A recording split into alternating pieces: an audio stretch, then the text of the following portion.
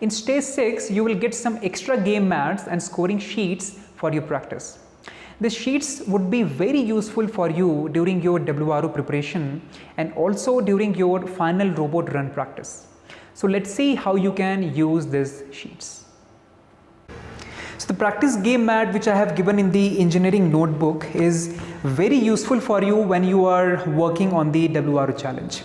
So if you see the format, what I have given in this practice game mat is the subtask. So the title is the subtask for this. So whenever your team is meeting to work on that challenge, so you should first specify what task you are working on. So for example, if you are working on the black line following challenge on that day, you can write the name as black line following as a subtask and mention the date on which date you met to work on the challenge.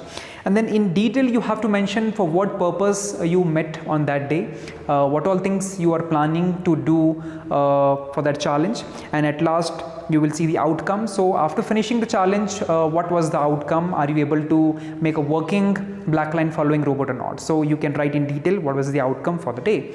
And like this you have multiple sheets, so which you can use to practice for your WRO challenge.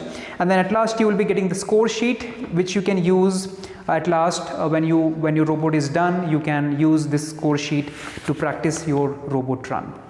So this is how you can use these two sheets, and make sure you utilize the 6 stage sheets properly. So thank you very much.